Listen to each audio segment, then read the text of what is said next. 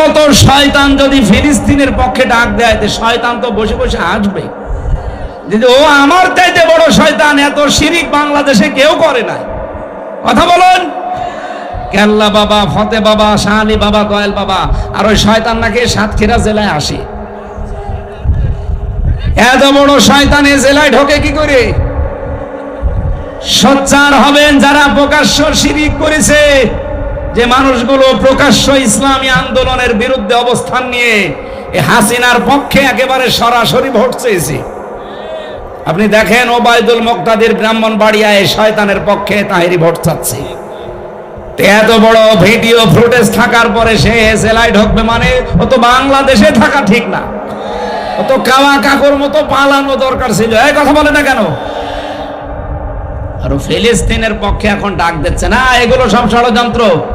দেখবেন আওয়ামী লীগের লোকজন দিয়ে যা টাকা পয়সা কামিয়েছে, এগুলো তাদের কাছ থেকে নিয়ে একটা বিশৃঙ্খলা তৈরি করার চেষ্টা করবে।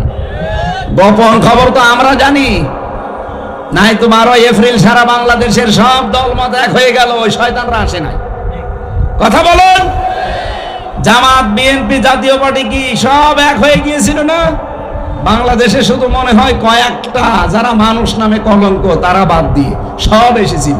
আর ওই শয়তানরা বলছে না, আমরা ওদের সাথে নেই, আমরা আলাদা। বিশ্ব ওই দিন একটা চমক দেখলো, আর ওরা বলছে আমরা আলাদা। এই এখন একটা বিশৃঙ্খলা তৈরি করার জন্য ওদের তো টাকা পয়সার অভাব নেই, মারিং কাটিং করা টাকা, ওইগুলো এখন হালাল করবে।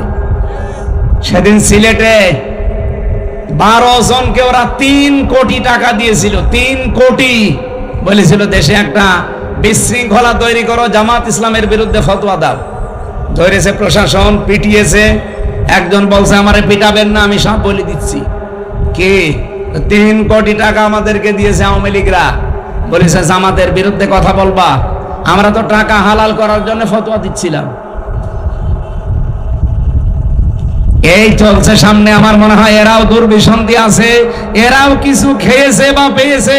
তাই 12 তারিখে গেলেন না, হঠাৎ এখন আপনাদের সাগাম দিচ্ছে মানে। চ্যানেলটি সাবস্ক্রাইব করে আমাদের সঙ্গেই থাকুন। فقد قال الله تعالى في كلامه المجيد وبرهانه التوحيد. أعوذ بالله من الشيطان الرجيم. بسم الله الرحمن الرحيم.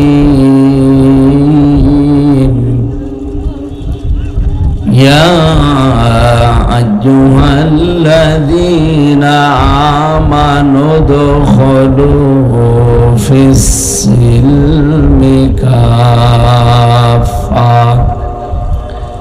صدقت يا ربنا.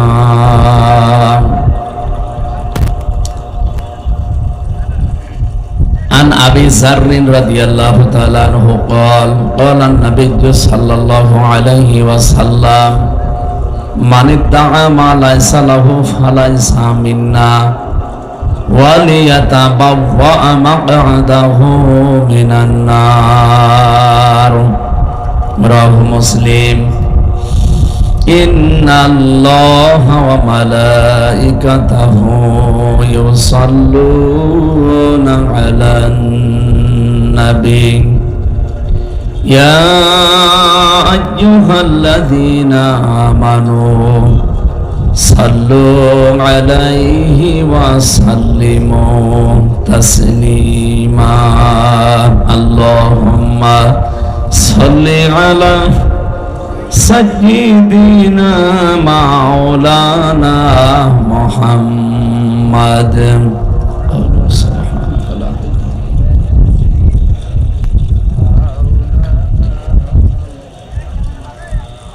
বাংলাদেশের ঐতিহ্যবাহী জেলা সাতক্ষীরা সদর থানার অন্তর্গত মাগুরা তালতলা আলহাজ আব্দুল হান্নান বিশ্বাস মাদ্রাসা কমপ্লেক্স সংলগ্ন গোরস্থান উন্নয়ন প্রকল্পে নবম বাৎসরিক তাফসীরুল কোরআন মাহফিলের স্বনামধন্য সভাপতি, অত্র এলাকার সর্বজন শ্রদ্ধাভাজন ব্যক্তিত্ব,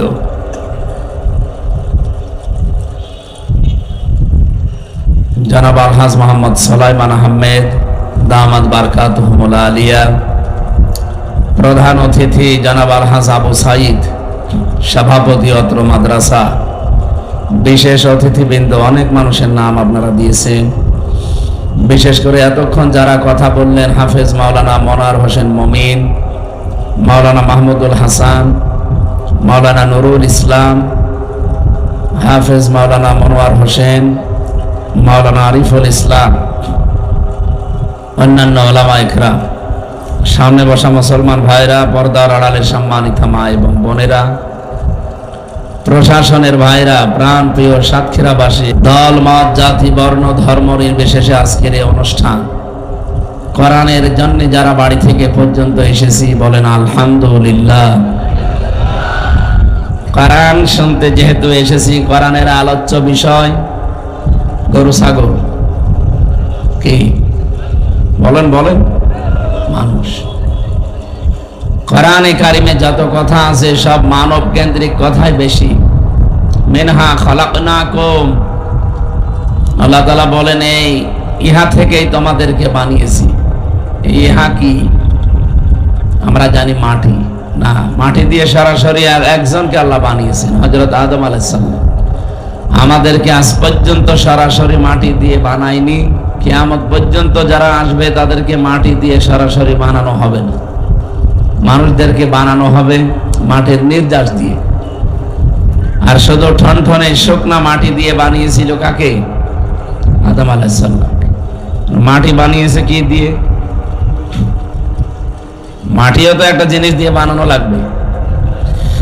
আমরা তাফসীরের ভেতর থেকে বলছি, আপনি যদি এখন গাজীপুরে যান, মৃত্তিকা গবেষণাগার আছে, ওখানে মাটি গবেষণা করে 10টা জিনিস তারা মাটি থেকে বের করেছে। 1 নম্বরে oxygen, silicon, aluminium, iron, calcium, potassium, sodium, magnesium, nitrogen, hydrogen, এই 10টা জিনিস মাটির ভেতরে আছে। আর আমাদেরকে যেহেতু আল্লাহ মাটির নির্যাস দিয়ে বানালেন, এই মাটি থেকে উৎপন্ন হওয়া যে খাদ্য খাবারগুলো, আমার বাবা অনেকগুলো খাবার পরে ওনার রক্ত, গোশত, চর্বি, চামড়া, মাংস এগুলো তৈরি হয়। সেখান থেকে বীর্য তৈরি হয়। বাবার স্ফলিঙ্গ দিয়ে দ্রুত গতিতে বের হয়ে যাওয়া এই নাপাক পানিটা, বীর্যটা মায়ের রেহেমের ভেতরে জমা হয়। বিজ্ঞান এখন প্রমাণ করছে নাপাক পানি দিয়ে আল্লাহ 4টা জিনিস বানায়: রক্ত, গোশত, চর্বি আর চামড়া। বাবার মায়ের রেহেমের ভেতরে যে থলিটা আছে পানির, নাপাক পানির, এইটা দিয়ে আল্লাহ আরো 4টা জিনিস বানায়: চুল, রগ, হাড় আর পর্দা। এই 4 4 8টা জিনিস যখন এক হয়, ফেরেশতাদেরকে আল্লাহ রাব্বুল আলামিন বলেন, আমি নিজে আরো 5টা জিনিস আমার বান্দাকে দয়া করে দান করব। হ্যাঁ, কাউকে হয়তো 5টা দেই, কাউকে 4টা দেই, কাউকে 3টা দেই। যারে আল্লাহ যেটা দেয় না, দেখবেন দুনিয়াতে ঠিক ওইটা কম হয়ে আসে। এটা মা বাবারও হাত নেই, আর ওই মাটির ভেতরে এই গুণও নেই। মাটির ভেতরে কয়টা গুণ পেলাম? 10টা। বলেন বলেন। বাবার কাছ থেকে আল্লাহ 4টা জিনিস বানান, মায়ের জিনিস দিয়ে 4টা, 4 4 8টা, 10 আর 8 18। আপনি কম্পিউটারের ভেতরে মানুষের এই মানব দেহ 3.5 হাত ঢুকিয়ে দেন, ও বলবে যে না, মানুষ তৈরি হতে এখনো অনেকগুলো উপাদান লাগবে। কি লাগবে? যদি কমপ্লিট মানুষ বানাতে চান, শ্রবণ শক্তি লাগবে, দর্শন শক্তি লাগবে, বাক শক্তি লাগবে, আকেল শক্তি লাগবে, ঘ্রাণ শক্তি লাগবে। আর এই 5টাই আল্লাহ নিজে তার রব নামের কারণে আমাদেরকে ভিক্ষা দিয়েছেন। আল্লাহুল গনিয়্যু ওয়া আনতুমুল ফুকারা, আমি ধনী, তোরা সব ফকির। এই আয়াত আমি বানালাম। ফকির না হলে আল্লাহ আমাদেরকে ওইগুলো দিত? দয়া করে ভিক্ষা দিয়েছেন।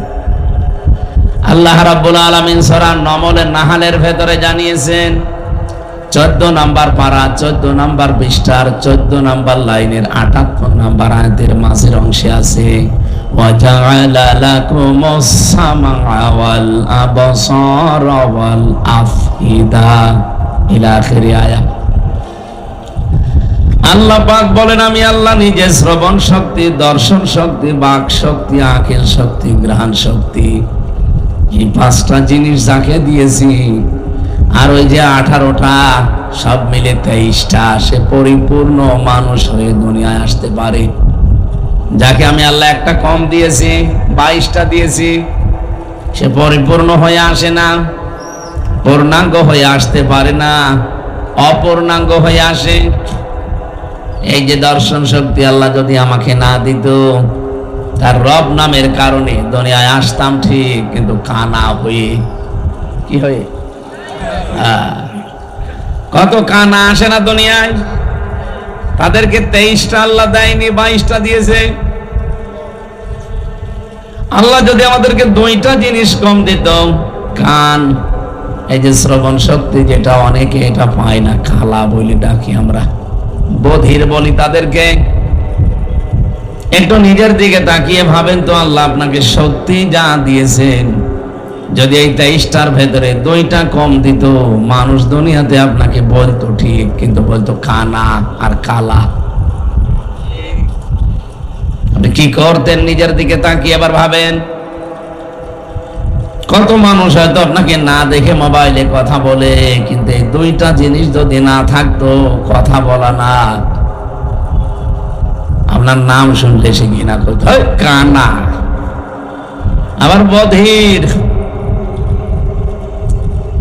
সেদিন ইন্টারনেটে দিয়েছিল, ওই বড়গুনার এক মহিলা কথা বলতো একটা পুরুষের সাথে মোবাইলে, ফেসবুকে চ্যাটিং করতো, কিন্তু দেখে নাই কোনোদিন তার চেহারা। সেই লোক খুব চালাক, ওর হাত নেই, পা নেই, প্রতিবন্ধী, চোখ টেরা, কিন্তু এমন কায়দায় ছবি এডিটিং করে প্রোফাইলে দিয়েছে, বোঝার কোনো কায়দা নেই, দেখলে মনে হবে রাজপুত্র। মহিলার সাথে প্রায় 2 বছর লাইন চলছে, মনে করছে জিনিস মনে হয় 1 নাম্বার, চলে এসেছে। চলে আসার পরে যে চেহারা দেখেছে, দেখে একটা হাত নেই, পা নেই, আবার এতদিন মিথ্যা কথা বলেছে যে আমি একটা চাকরি করি, মনে করছে যে বিশাল জিনিস হবে। ওই মহিলাও 2 নাম্বার, কারণ ওরও 2টা ছেলে মেয়ে আছে। ওই এসে দেখছে এই অবস্থা, চাকরি করে ঠিক, কিন্তু একজনের জমিতে পানি টেনে দেয়, এই চাকরি। এখন মহিলা বিয়ে করতে আর রাজি না। এই লোকের যে ভাই আছে, সে বলছে, না তুমি কেন আসলে? বলছো তো আমাকে মিথ্যা কথা বলেছে যে নাকি খুব সুদর্শন, বলবে তো যে আমি প্রতিবন্ধী, আবার প্রোফাইলে ছবি দিয়েছে সেই রকম ছবি, আমি দেখে চলে এসেছি। সাতক্ষীরা বাসী শুধু হাসির জন্য বলি নাই, নিজের দিকে তাকিয়ে বলেন, আপনাকে যদি আল্লাহ এরকম প্রতিবন্ধী করে দিত, হয়তো না। এক কথা বলেন না কেন? আপনি কিসের মাস্তানি করেন? কিসের অহংকার আপনার বলেন তো? কুমিল্লাতে একবার খাবার খাচ্ছিলাম এক মাহফিলে, হঠাৎ বিদ্যুৎ চলে গেল। পাশে আমার এক অন্ধ বসেছিল খাবার খেতে। আমার যারা চোখওয়ালা মানুষ, তারা চিল্লা পাল্লা করছে, ওই তাড়াতাড়ি কারেন্টের ব্যবস্থা করেন, জেনারেটর লাগান। হঠাৎ অন্ধ আমার হাত চেপে ধরে বলছে, হুজুর মাত্র 2 মিনিট কারেন্ট চলে গেছে আর আপনি চিল্লাচ্ছেন, অথচ আজ 42 বছর আমার জীবনে কোনো কারেন্ট নেই। আমি কিন্তু জন্মের পরে দেখতে পেতাম, টাইফয়েড হওয়ার কারণে আমার এই অবস্থা হয়েছে। আজ 42 বছর, কি আলো কি অন্ধকার আমি জানি না। আপনাকে একটা তথ্য জানাই, এ পৃথিবীতে যাদের চোখ আছে, অন্তত তারা দিনের বেলা তো দেখে, রাতের বেলা ঘুমিয়ে থাকলেও স্বপ্নে দেখে। কিন্তু আমরা যারা অন্ধ, আমরা তো দেখতে পাই না, রাতে স্বপ্নেও দেখি না, শুধু আওয়াজ শুনি। আমার ওই দিনই মনে হচ্ছিল, আল্লাহ কিছু যদি দুনিয়ায় না দেয়, অন্তত চোখ দিয়েছে, কিয়ামত পর্যন্ত সেজদায় থাকা দরকার। আল্লাহ পাক যদি সত্যি ওই 5টা জিনিস আমাকে ভিক্ষা না দিত, দয়া করে আমার মা বাবা যতই ধনী মানুষ হোক, আকিস গ্রুপের মালিক যদি হয়, আমিও তার বাড়িতে যদি জন্ম নিতাম, আমারে কেউ তাকাইতো না। কথা বলে না কেন?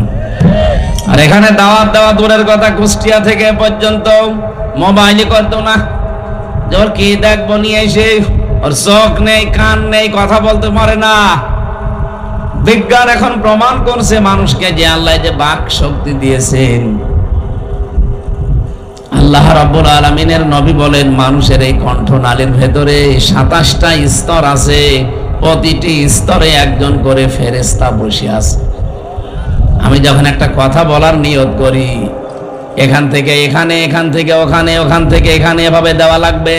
27 জন এভাবে বসে আছে স্তরে স্তরে।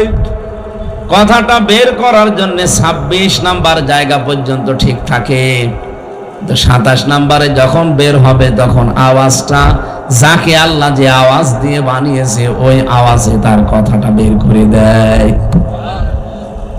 একবারের জন্য ভাবেন তো, আমাদের দুনিয়ায় যারা আছি সবার কণ্ঠের আওয়াজ যদি একরকম হতো, এ পৃথিবীতে চলাফেরা করা বড় কঠিন হয়ে যেত। আমি যদি মুরব্বীর বাড়ি দিয়ে আজ রাত 2টার সময় যে বলতাম, ম্যাডাম দরজা খোলেন, মনে করতো যে ভাই এসেছে, খুলে দিত, বাবা শাহজালাল, সব হালাল হয়ে যেত না?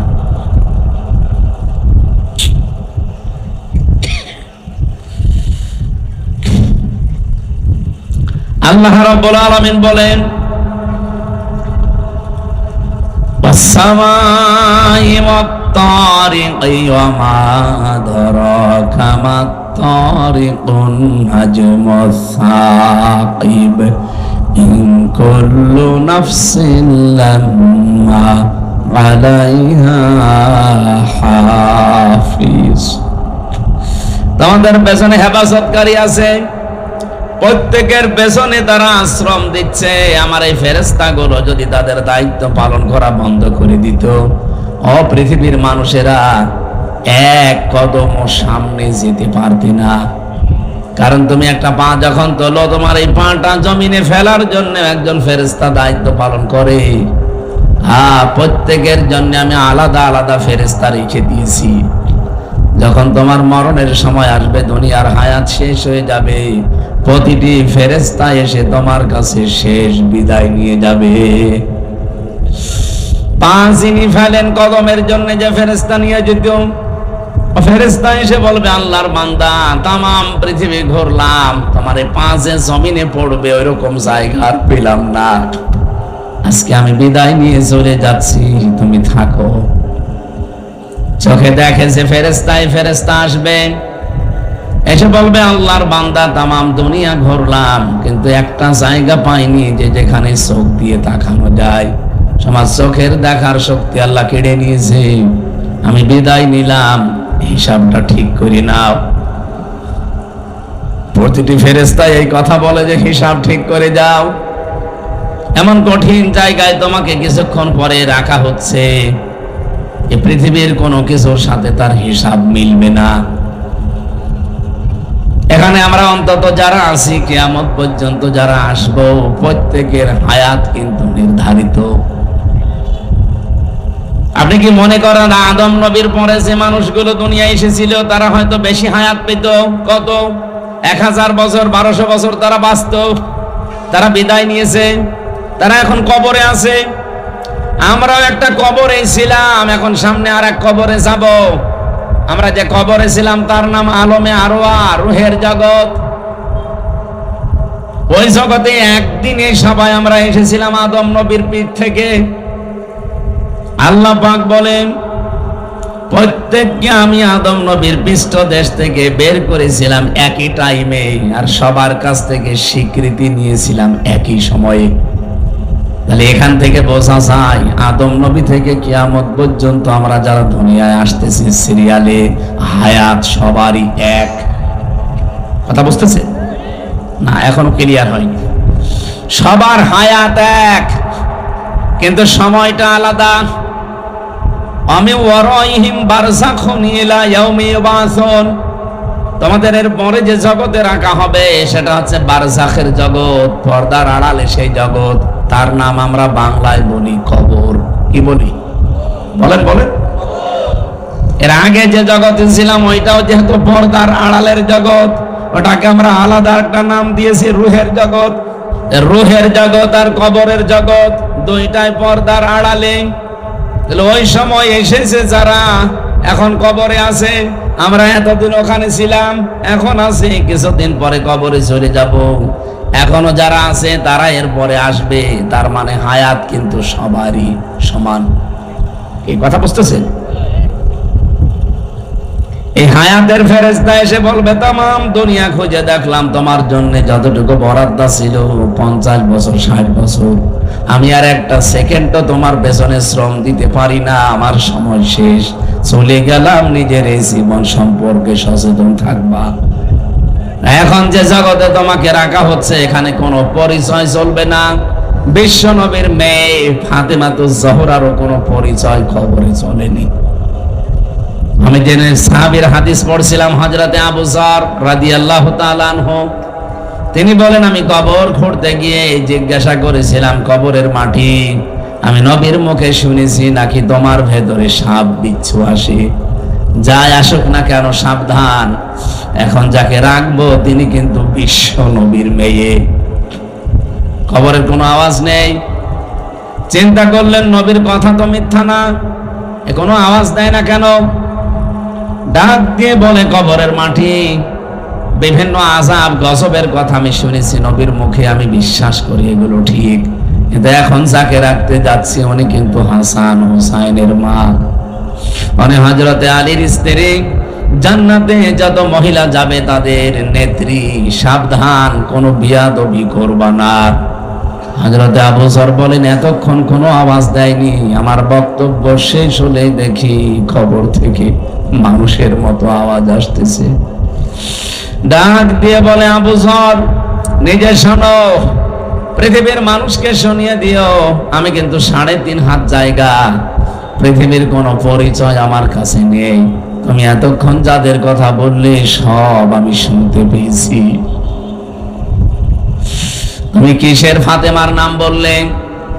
জান্নাতের নেত্রীকে আমি চিনি না, হাসান হুসাইনের মা চিনি না, হযরতে আলীর স্ত্রী তাও চিনি না, এমনকি বিশ্ব নবী মুহাম্মদ রাসূলুল্লাহর কলিজার টুকরা মেয়ে আমি চিনি না।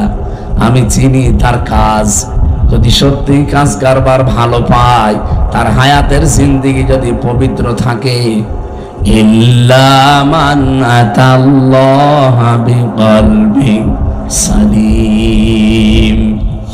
রব্বুল আলামিন বলেন, আমার কাছে একটাই পরিচয় শুধু কাজে লাগবে, যার অন্তরটা পরিষ্কার থাকবে।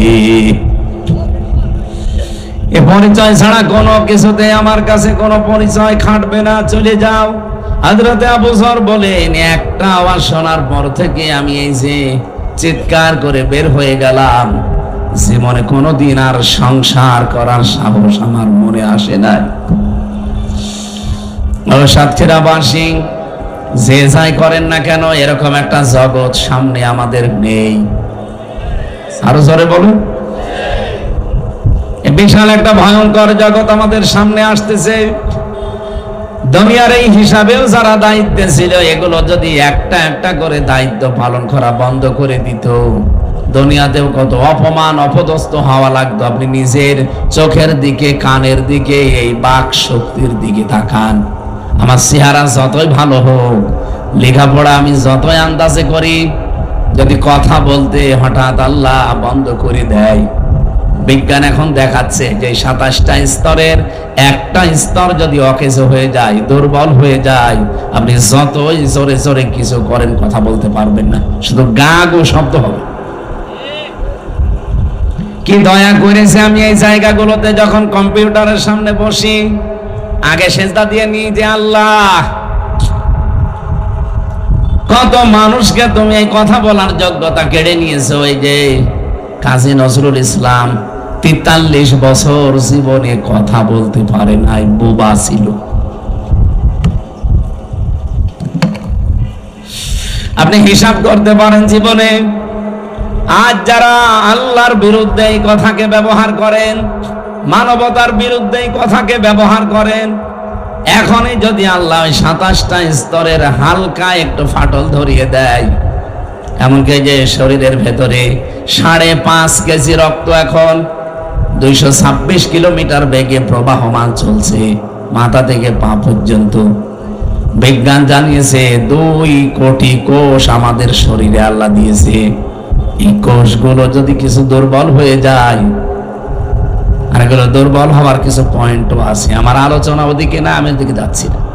দেখ কথাই বলছি, কোষগুলো যদি সত্যি দুর্বল হয়ে যেত, আপনার কিন্তু এই রক্তের ভেতরে কমপক্ষে 5 প্রকার ক্যান্সার দেখা দিত। ক্যান্সার হওয়ার পেছনেও কিছু কারণ আমি পেয়েছি। তামিলনাড়ুতে ছিলাম, সিলেটের এক ভাইকে পেয়েছিলাম, উনি প্রায় 12 মাস সেখানে আছে। যেদিন আমরা চলে আসবো ওই দিন শুনলাম ওনার রিপোর্ট দিয়েছে যে শরীরের ভেতরে যে 5 প্রকার ক্যান্সার হয় তার ভেতরে 1 প্রকার ধরা পড়েছে। ওনারে বললাম আপনার কত টাকা খরচ হলো? বলছে 1,13,00,000। 1,13,00,000 টাকা অলরেডি 12 মাসে চলে গেছে। আজকে ডাক্তার রিপোর্ট দিয়েছে আমি নাকি আর বাঁচবো না, কারণ রক্তের যে কোষগুলো, ওই কোষগুলো এখন আর কাজ করছে না। আমি খ্রিস্টান ডাক্তারের সাথে কথা বলেছিলাম ইংরেজিতে, জিজ্ঞাসা করেছিলাম তাকে যে হ্যালো ডক্টর, এই যে রোগগুলো হওয়ার কারণ কি? রক্তের ভেতরে যে 5 প্রকার ক্যান্সার, এর 1 প্রকার ধরা পড়েছে, এটার কারণ কি? খ্রিস্টান ডাক্তার আমাকে মেডিকেল রিপোর্ট দিয়ে জানাচ্ছিলেন যে পৃথিবীতে মানুষের এই শরীরে কোটি কোটি লোমকূপ আছে। দেখতে পাচ্ছেন? এই যে এটা লোম বলে না, পশম, এই ভালো ভাষায় বললে লোম বলে। এই লোমগুলোর ভেতর দিয়ে অন্ধকার আর আলো প্রবেশ করে শরীরে। আপনার শরীরের ভেতরে এই জন্য আল্লাহ 12 ঘন্টা আলো প্রবেশ করার ব্যবস্থা করে দিন দিয়েছেন, আর 12 ঘন্টা এরকম অন্ধকার করে দিয়েছেন যেন অন্ধকার প্রবেশ করে। এই ক্যান্সার থেকে বাঁচার জন্য এটা ভূমিকা পালন করে। এই লোকটা সারাটা জীবনই বেশিরভাগ আলোয় কাটিয়েছে। অন্ধকার ওর শরীরের ভেতরে প্রবেশ করা দরকার, সে ব্যবস্থা ওর ছিল না। ও দিনের আলোতে থাকতো 12.5 ঘন্টা, রাতের বেলায় হয় মোবাইলের আলো, কম্পিউটার আলো, টিভির আলো অথবা আলো জ্বালিয়ে ঘুমাতো। এই জন্য নবীর হাদিস হচ্ছে যখন ঘুমাতে যাবেন অন্ধকার করে ঘুমাবেন। 1,500 বছর আগে এই কথা বিশ্ব নবী জানিয়েছেন, আর বিজ্ঞান এখন প্রমাণ করে বলছে যে ঘুমানোর সময় বাতি আলো লিভিয়ে ঘুমাবেন। অন্ধকার আপনার শরীরের ভেতরে প্রবেশ করবে, ক্যান্সার থেকে আল্লাহ আপনাকে বাঁচিয়ে দেবে। এ মাথার ভেতরে একটা জিনিস আছে, পেছন দিয়ে বের হয়। এটা যত বেশি বের হবে, এটা অন্ধকার না হলে বের হয় না। আমি তো আর আপনাকে বিজ্ঞান বোঝাই না, আমি কোরআন বোঝাচ্ছি। এটা একটা পয়েন্ট এসেছে, এই জন্য এতটুকু বললাম। আল্লাহ রাব্বুল আলামিন সত্যি আমাদেরকে যা দিয়েছেন, উনি যদি একটু এলোমেলো করে দেয়, আমি হামজা আর হামজা থাকবো না। আমার এখনই মানুষ বলবে বোবা। কি বলবে? এই জন্য পুরা কোরআন শরীফে আপনি দেখবেন মানুষ, এটা আলোচ্য বিষয় কোরআনের। রব্বুল আলামিন এই জন্য পৃথিবীতে যত সৃষ্টি পাঠিয়েছেন সব চাইতে বড় সম্মান আর মর্যাদায় দিয়েছেন এই মানুষকে। ওয়ালাকাদ কাররামনা বানি আদম, অবশ্য আমি বনি আদমকে সম্মান দিয়েছি। আমি যে খুতবা পড়েছিলাম প্রথমে, হয়তো এখানে আলেম ছাড়া অনেকে বোঝেন না, আমি আরবিতে বলেছিলাম। ওর বাংলা ছিল কি? আল্লাযী খলাকনা লিল ইবাদাতি ওয়াল জান, যিনি আমাদেরকে বানিয়েছেন তার ইবাদতের জন্য, আর জিনদেরকেও তিনি বানিয়েছেন। ওয়া খাসসানা বিত্তাকরিমি বাইনাল হায়াওয়ান, তিনি সম্মান দিয়েছেন আর খাস ভাবে, স্পেশাল ভাবে আমাদের সম্মান দিয়েছেন। তামাম পৃথিবীর যত হায়াওয়ান, যত সৃষ্টি আছে, সব সৃষ্টির উপরে সম্মান বেশি কার? বলেন বলেন। এই মানুষদের ভেতরে আবার আল্লাহর কাছে দামি তারা যারা ঈমান এনেছে আল্লাহর প্রতি, আর ঈমান আনার পরে যারা আমলে সালেহ নেক কাজ করেছে। ইন্নাল্লাযীনা আমানু ওয়া আমিলুস সালিহাতি উলাইকা হুম খায়রুল বারিয়া। নিশ্চয় যারা ঈমান আনে আর আমলে সালেহ করে। ও সাতক্ষীরাবাসী, এ জেলায় আসলে আয়াতটার ব্যাখ্যা বেশি করা দরকার। ভালো করে শোনেন, আমি এমনি বলি নাই।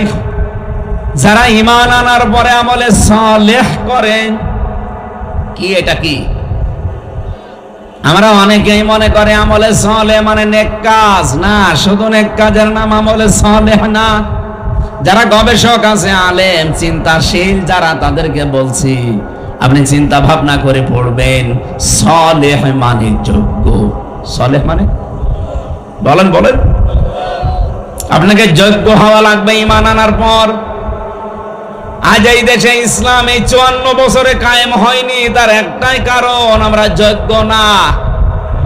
যদি আমরা সত্যি যে যে জায়গায় আছি ওখানে যোগ্যতা অর্জন করতে পারতাম, মাস্ট বি আল্লাহ তার ওয়াদা ঠিক রাখতো।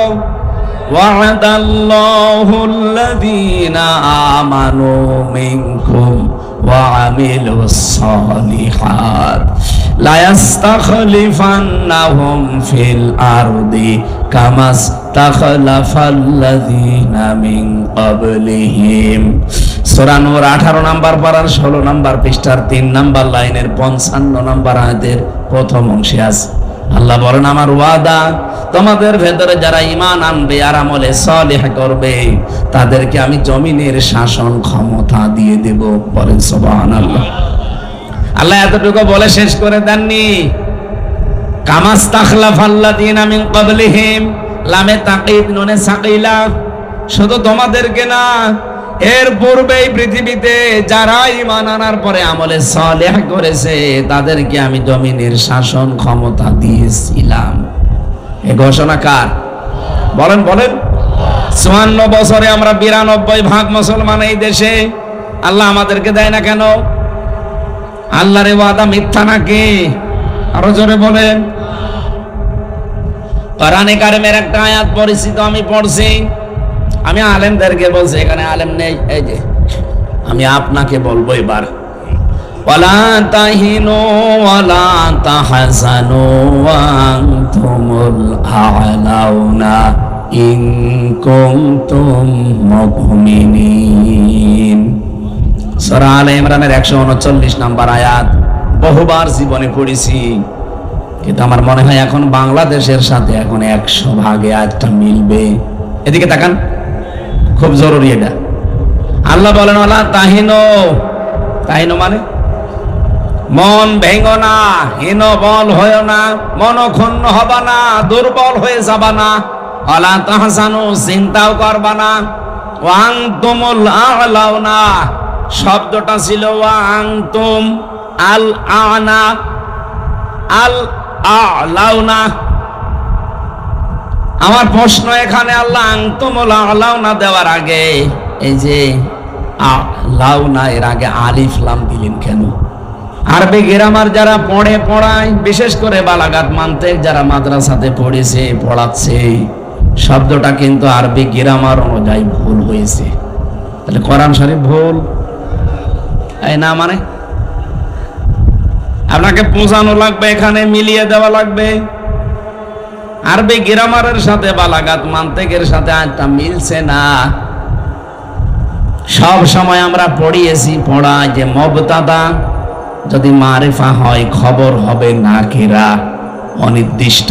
একটা নির্দিষ্ট হবে আর একটা অনির্দিষ্ট হবে। অথচ আল্লাহ খবর যেটা আ'লাউনা এর আগে আলিফ লাম দিয়ে মারিফা করে দিলেন।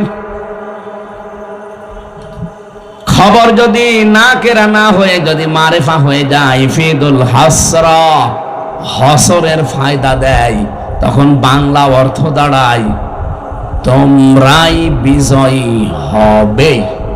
শেষে হসাই আছে। যদি আল্লাহ আলিফ লামটা এখানে না দিত তাহলে তোমরা হবে এতটুকু বলতো। কিন্তু যেহেতু আলিফ লাম দিয়ে ওইটাও নির্দিষ্ট করে দিলেন, বাংলা অর্থই দাঁড়িয়ে গেছে, পোড়াটা পাল্টিয়ে গেছে। তোমরাই বিজয়ী হবে, গ্যারান্টি দিয়েছে কে? বলেন বলেন।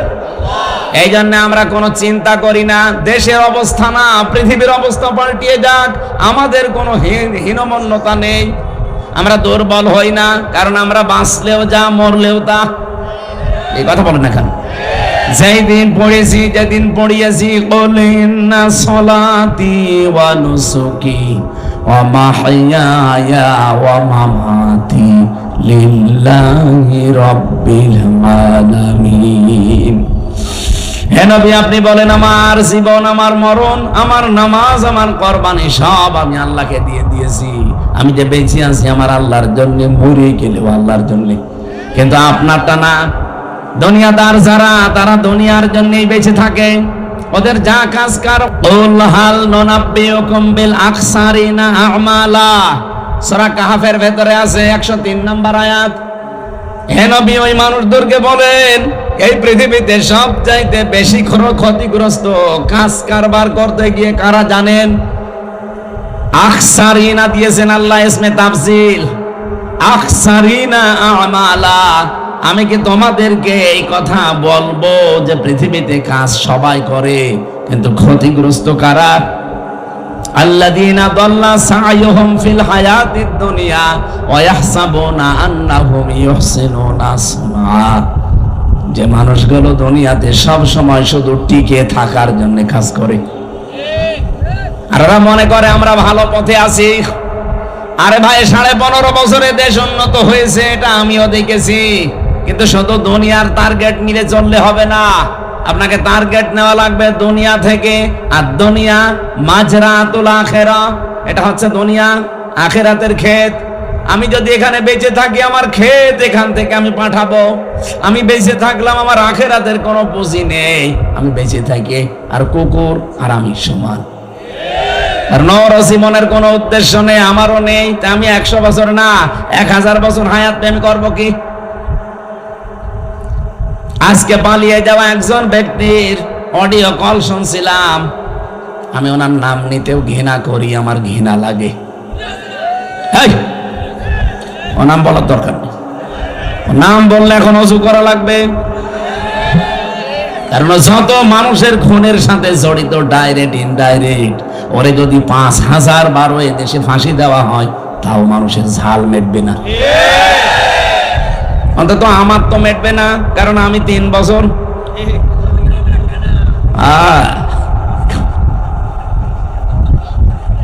উনি আজকে নিজেই বলছিল এ কথা যে আল্লাহ আমাকে বাঁচিয়ে রেখেছে সামনে কিছু মানুষকে শাস্তি দেওয়ার জন্য। লজ্জা আছে মহিলা? হ্যাঁ, এত অপমান হওয়ার পরও যদি এই কথা বলে আল্লাহ নাকি ওরে বাঁচিয়ে রেখেছে, পালিয়ে গেলেন কেন? আল্লাহ আপনাকে বাঁচিয়ে দিয়েছে, আপনি আর 5 মিনিট থাকতেন, ভাতটা হয়ে যেত। এক কথা বলছে না কেন? শুধু 5 মিনিটও না, যেটাই যাচ্ছিল এটা দরজা যদি হালকা খুলে যেত। আমি সেদিন যে মৌলভীবাজারে যাচ্ছিলাম, হঠাৎ পাইলট আমারে বলছে, হুজুর এই হেলিকপ্টারের এই হুকটা যেন চাপ দিবেন না, তাহলে খুলে গেলে পুড়ে যাবেন। মনে মনে ভাবলাম, আল্লাহ, যে 2 বন চলে যাচ্ছিল, যদি একটু হুকটা খুলে যেত, আর যদি আমার সামনে পড়তো, মন মতো আল্লাহর নামে পিটাতাম।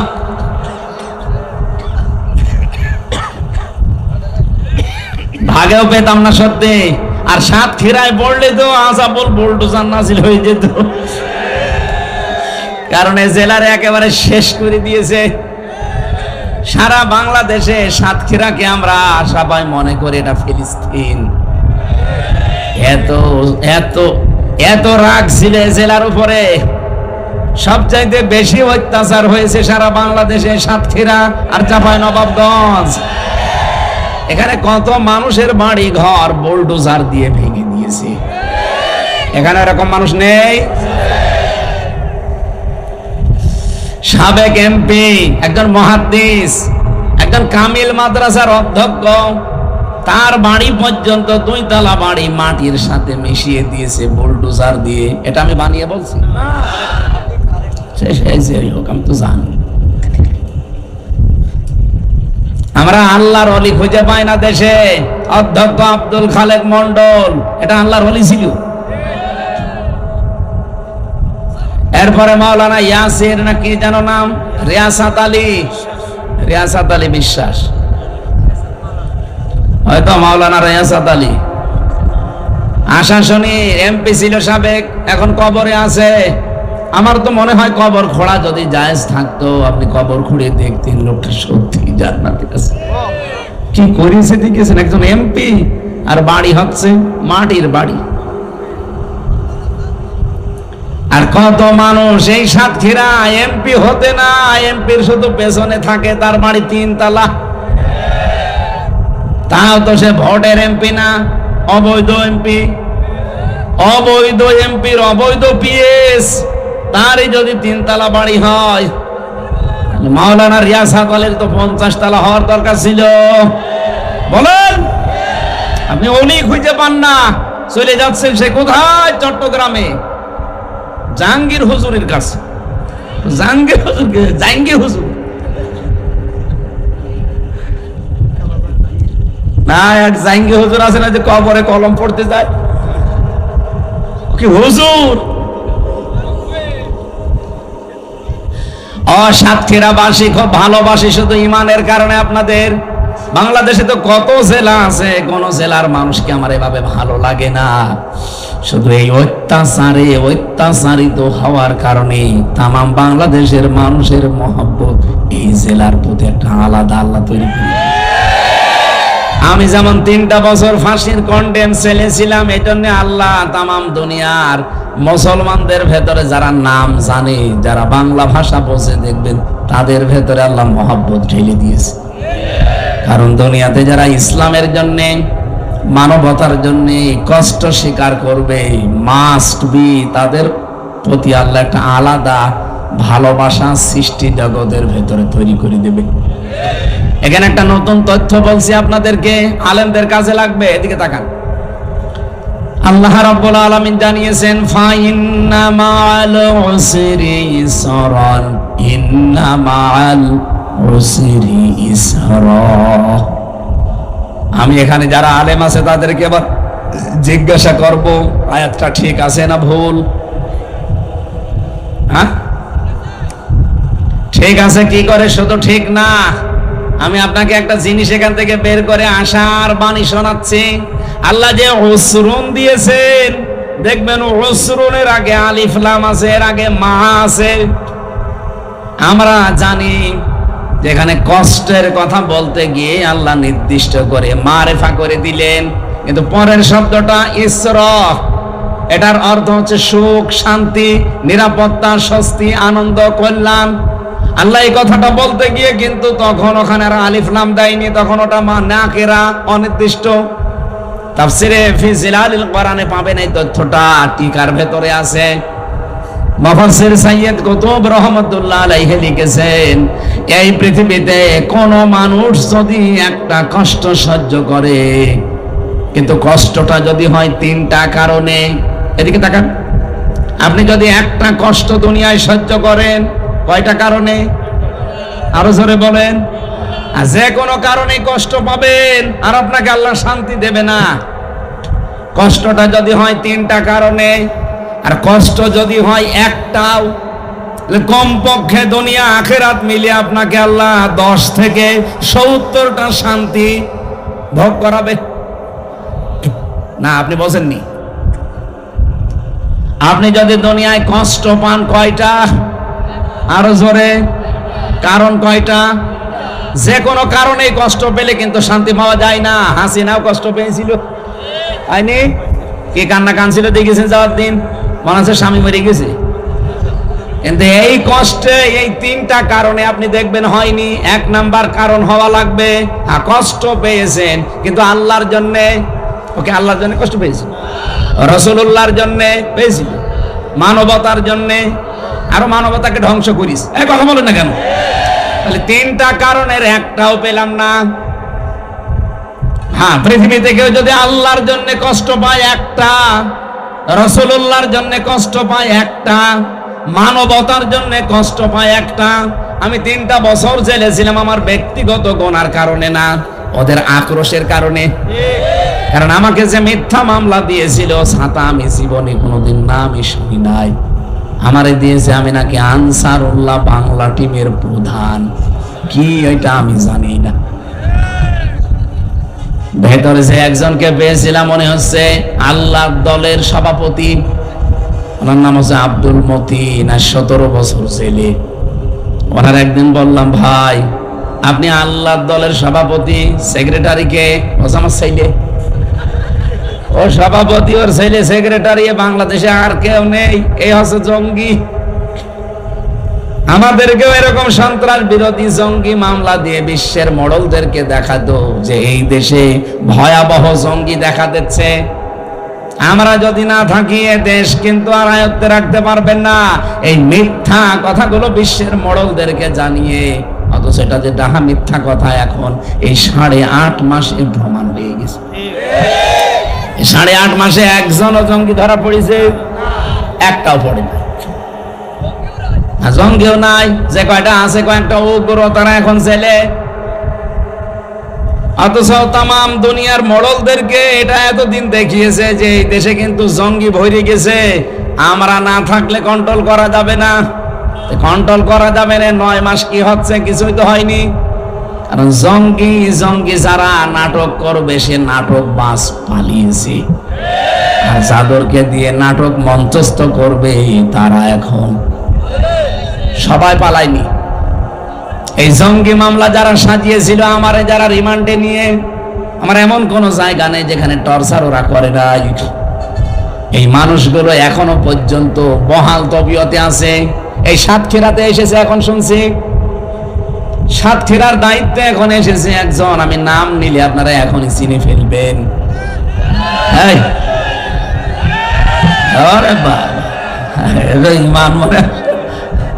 মাটি ফুড়িয়ে উঠতেছে। এরা নিজেরা জানতো যে আলেমদের কোনো দোষ নেই, এরা জঙ্গিও না, ওরা নিজেরা আমার এই অফিসার বলেছে। অথচ চুরি করে এখন নাকি সাতক্ষীরায় দায়িত্ব নিয়েছে। সাতক্ষীরা হচ্ছে এটা ফিলিস্তিন। আপনি কোন সাহসে জেলায় আসলেন? আলেমদের যেভাবে কষ্ট দিয়েছে, সে এখন যদি বলতে চায় যে না আমি কি, আমি তো কর্মচারী, আপনি তো সব জানতেন, আপনি বলতে পারতেন না, না আমি এই জালেমদের সাথে নেই, দরকার আমি ভ্যান চালাবো। কথা বলেন না কেন? এই জন্যে তো বারবার বলছি 1628 জন মানুষ দায়িত্বে আছে এই দেশের। এগুলো সব আগে ছিল, এগুলো সব পাল্টান, নতুন করে মানুষ ওই জায়গায় জমা দিন। এখনই যদি নির্বাচন সংস্কার না করে দেওয়া হয়, আবার দিনের ভোট রাতে হবে। কারণ এই মানুষগুলো এই 15.5 বছরে এই জালেমাদেরকে টিকিয়ে রেখেছিল। এরাই এই ডিসি, এই এসপি, এই টিএনও, এই ওসি, এই একই জিনিস। হ্যাঁ, খালি জায়গা পাল্টিয়েছে। কুষ্টিয়ার ডিসি এসেছে খুলনায়, খুলনারটা গেছে মেহেরপুর, মেহেরপুরেরটা লালমনিরহাট। এই কথা বলছে না কেন? মাল তো সব একই আছে, খালি জায়গা পাল্টিয়েছে। তো ওদেরকে এখন দিলে তো ওরা আগে যা করেছে তাই করবে। এই জন্যে বারবার বলা হচ্ছে যে পাল্টা, আজকে পাল্টিয়ে কালকে নির্বাচন দিয়ে দেন, কোনো অসুবিধা নেই। আর 2732 জন মানুষ মারা গেল। অন্য বিচার আমি সব বাদ দিলাম, এই 2732 জন মানুষ হত্যার বিচার এটা তো মাস্ট বি হওয়াই লাগবে। নাই তো ওদের মা বাবার কাছে, ওদের স্বামীর কাছে, ওদের ছেলে মেয়ের কাছে কি জবাব দেবেন আপনি বলেন? আপনি যে চেয়ারে বসে পড়লেন, কালকে মনে করেন নির্বাচন দিয়ে হবে, ওই মানুষগুলো জীবনের দাম নেই? আবু সাইদের জীবনের দাম ছিল না? কথা বলেন না কেন? আমি রংপুরে গিয়েছিলাম, কি শান্ত ছেলে। আমার জীবন যেমন আমার কাছে দামি, মূল্যবান, আবু সাইদের জীবনও ঠিক এরকম মূল্যবানই ছিল। তো তাকে কি কারণে আপনি বিদায় করে দিলেন বলেন? আপনি জবাব দিতে পারবেন? অথচ এই দেশে এখনো আইন আছে, হত্যা যদি কেউ করে তারে এই যে ফাঁসির যে নিয়ম আছে, যদি 2732 জন যদি খুন হয়ে যায়, আপনি এক একজনের যদি একজনকেও ফাঁসি দিয়ে থাকেন, তাহলে হাসিনার ফাঁসি দেওয়া দরকার 2732 বার, তাও লিগাল ভাবে। আর বাকি যা আছে ওই যে গম, খুন, আয়না ঘর, ওগুলো তো বাদই দিলাম। শুধু লিগাল মরেছে তো এগুলো তার কোনো ভেজাল নেই, এগুলো সব ভিডিও ফুটেজ আছে। এই কথা বলছি না কেন? আমার যে বক্তব্য ছিল এক কথায় জবাব দিচ্ছি। আপনি যদি দুনিয়ায় আল্লাহর জন্য কষ্ট পান, আমি আল্লাহর জন্য কষ্ট পেয়েছি 3 বছর। আমার নিজের ব্যক্তিগত অপরাধ ছিল না, রাসূলুল্লাহর জন্য পেয়েছি, মানবতার জন্য পেয়েছি। যে এক একটা কষ্ট যদি কেউ আল্লাহর জন্য সহ্য করে, তার সুখ পাবে কয়টা? 70টা। বলেন বলেন, আরো জোরে বলেন।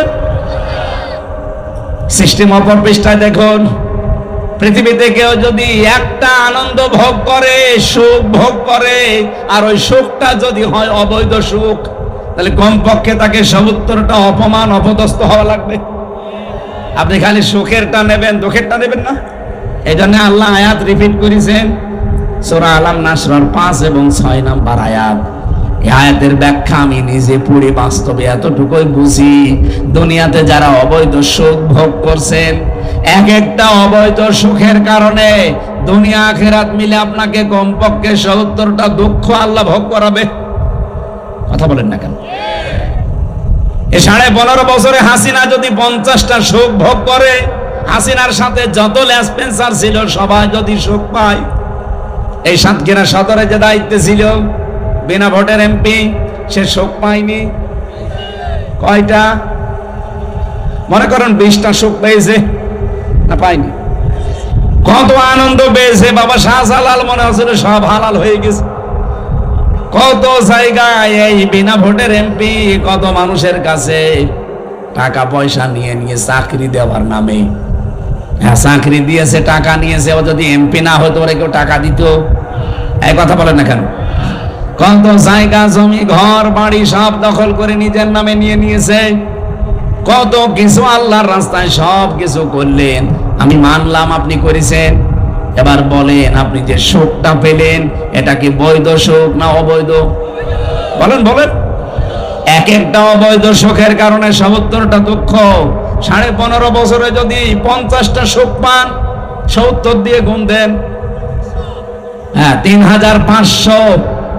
এতগুলো দুঃখ আপনাকে আল্লাহ সামনে দেবে, এরপরে আপনি চট করে ঢুকে পড়বেন। অনেকে বলছে চট করে চলে আসবে। আরে ভাই, কোরআন শরীফ মিথ্যা হয়ে যাবে। আপনাকে আল্লাহ আগে 3500 অন্তত দুঃখ কষ্ট অপমান অপদস্থ অকল্যাণ দেবে, এরপরে তো নাকি। তাহলে আজকের আয়াত থেকে আপনি কি শিখলেন? একটা কষ্ট যদি দুনিয়ায় আল্লাহর জন্য, রাসূলুল্লাহর জন্য, মানবতার জন্য আপনি ভোগ করেন, আপনার সামনে কমপক্ষে 70টা শান্তি অপেক্ষা করছে।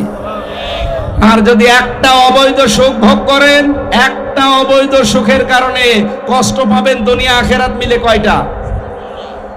এখানে যারা অবৈধ প্রেমে আছেন, এই যে পরকীয়া প্রেম, এটা কি বৈধ না অবৈধ? কিন্তু এই প্রেমের সুখ আছে না? আপনি মুরব্বী মানুষ, আপনি কি বলেন? হ্যাঁ, আমাদের মতো ছিলেন তো, ঠিক আছে।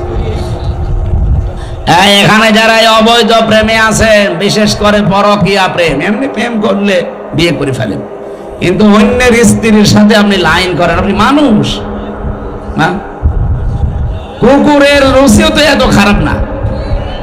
একজন মানুষ সংসার করছে, তারটা আপনি আল্লাহর রাস্তায় চালাচ্ছেন, নাউজুবিল্লাহ। এই কাজে যারা আছেন এই মুহূর্তে তওবা করে এই কাজ ছেড়ে দেওয়া লাগবে। কারা রাজি আছেন দেখি? এই 2 হাত তুলেছে দাঁড়িয়াল, এদিকে কার সাথে লাইনে যাব না? এদিকে আসেন। হ্যাঁ, ওরা তুলে দেন তো। এই সাতক্ষীরা এরকম মানুষ বাস করে না। এই অবৈধ সুখে যারা আছেন ভাই, এসব শান্তি অশান্তির কারণ হবে কয়টা? 70টা। বলেন বলেন। আপনি একটা সুখ ভোগ করে 70টা অশান্তি ভোগ করতে পারবেন? এই মুহূর্তে ছেড়ে দেন। যদি এরকম কারোর সাথে লাইন থাকে, আর শয়তান এই জায়গায় আপনাকে ঘায়েল করবে বারবার। ও বলবে যে বিশাল শান্তি আছে। কিসের শান্তি? ওই যার কাছে যাচ্ছেন ওর ভেতরে যা যা আছে আপনার বউর ভেতরে তাই তাই নেই। কোন কারণে অন্য মহিলার সাথে লাইন করা লাগবে? আপনার বিবেকে কি বলে বলেন? এরপরেও যারা এরকম লাইনে আছেন, আমার মনে হয় ওর বিবেকের উপরে কুকুরে প্রসাব করিস। ও বলছে ঠিক। এই জায়গায় ঠিক বলা লাগে? আলহামদুলিল্লাহ আপনারা মানে সতর্ক আছেন। তাহলে আগামীতে কেউ যেন অবৈধ সুখ আর ভোগ না করে, আমরা তো সেইটা চাই। এই যে যারা নির্বাচন চাচ্ছেন আমরাও চাই। আরে ভাই এই অবস্থায় দিয়ে দিলে তো বললাম না ওই 1628 জন ওই মানুষই আছে, ওরা আবার দিনের ভোট রাতে করে ফেলবে, কারণ ওরা এই কাজই করেছে। এই কথা বলেন না কেন? যদি সংস্কার না করে এই বিচারগুলো শেষ না করে আবার দিয়ে দেন, দেখেন আবার সামনে যারা আসবে তারা হাসিনার চাইতে ডবল খুনি হবে। কারণ ওরা বলবে এ মানুষ মারলে তো কোনো বিচার হয় না, ওরা আরো বেশি বেপরোয়া হয়ে যাবে। এই কারণে আমরা বারবার বলছি দেন নির্বাচন, কিন্তু কালকে দেন, আগে সংস্কার করে বিচারটা শেষ করে দেন। তাহলে আগামীতে যারা আসবে তারা চিন্তা করবে না অত গোড় আছেন না। কথা বলেন না কেন? আমি কোরআনে কারিমের সূরা নমলের একটা আয়াত পড়ছিলাম তাফসিরে, এদিকে তাকান। ফাতিলকা বুয়ুতুহুম খাবিয়াতাম বিমা যালামু। এটা সূরা নমলের ভেতরে আছে 19 নাম্বার পারা 20 নাম্বার পৃষ্ঠার 7 নাম্বার লাইনের 52 নাম্বার আয়াতের প্রথম অংশে আছে। তাফসিরে বাইজাবিতে পাবেন। আল্লাহ পাক বলেন এই সেই ঘরগুলো কি, এই ঘরগুলো কি খাবিয়াতান জনশূন্য হয়ে আছে, আজ পরিত্যক্ত হয়ে গেছে। বিমা যালামু, এখানে জুলুম করা হতো এই কারণে। এটা যে বাস্তবগত প্রমাণ, আমার কুষ্টিয়ার হানিফের বাড়ি আপনি যে দেখেন পরিত্যক্ত হয়ে পড়ে আছে, আজ জনশূন্য, কেউ নেই। অথচ আগস্টের 5 তারিখের আগে বাড়ির কি দাপট ছিল, 14টা সিসি ক্যামেরা দেওয়া ছিল, ওখানে কুকুর পর্যন্ত গেলে দেখা যেত। অথচ এখন পায়খানার প্যান পর্যন্ত খুলে নিয়ে চলে গেছে, কিচ্ছু নেই। আল্লাহ এতটুকু যদি শেষ করে দিত আমি কিছু বলতাম না। এরপরে আমাদের জন্য ইন্না ফি যালিকা লায়াতাল লিকাউমিন ইয়ালামুন। আল্লাহ আয়াতের প্রথমে ইন্না দিলেন আর মাঝে দিয়েছেন লামে তাকিদ। যারা আরবি গ্রামার জানে, কত গুরুত্বপূর্ণ শব্দ জানেন, আল্লাহ গ্যারান্টি দিলেন এই কথা বলতে গিয়ে 2 বার অবশ্যই অবশ্যই। এর ভেতরে শিক্ষা আছে জ্ঞানীদের জন্য। কি শিক্ষা? হানিফ বাংলাদেশে 3 নাম্বার পজিশনে ছিল আওয়ামী লীগের। তার বাড়ি যদি শ্মশান হয়ে যায়, পরিত্যক্ত হয়ে পড়ে থাকে, আগামীতে যারা চেয়ারে বসার চেষ্টায় আছেন, সত্যি যদি আপনাদের আচরণ ওই জালেমদের মতো হয়, 5 বছর পরে আমি গ্যারান্টি দিলাম আল্লাহর কসম আপনার বাড়িও শ্মশান হয়ে যাবে। এই জন্যই তো আমরা চাচ্ছি আপনার বাড়ি যেন শ্মশান না হয়, আপনার বাড়ি যেন পরিত্যক্ত হয়ে না থাকে। এমন অবস্থায় আপনাকে তৈরি করে বৈধভাবে বৈধ চেয়ারে বসিয়ে দেব। যত সুখ পাবেন, যত শান্তি পাবেন, কোনো অশান্তি সামনে আর আসবে না। আমার কথা অর্থ বোঝা গেছে? আমি জানি আপনি বুঝেছেন। একটা অবৈধ সুখে 70টা করে অশান্তি সামনে আল্লাহ আপনাকে দান করবে। আর একটা কষ্ট যদি দুনিয়ায় কেউ আল্লাহর জন্য, রাসূলুল্লাহর জন্য, মানবতার জন্য পায়, তার জন্য অপেক্ষা করছে কমপক্ষে 70টা শান্তি। আর আমরা সেই শান্তি পেতে চাই। এই কথা বলেন না কেন? আর বাংলাদেশে আমরা 92% মুসলমান। পরিপূর্ণ শান্তি ওই দিন পাবো যেদিন দেখবো বাংলাদেশের 56,000 বর্গ মাইল আল্লাহর এই কোরআন দিয়ে চলছে। এটা দেখতে চান না? নারায়ে তাকবীর, আল কোরআনের আলো, বিশ্বের মুসলিম, নারায়ে তাকবীর।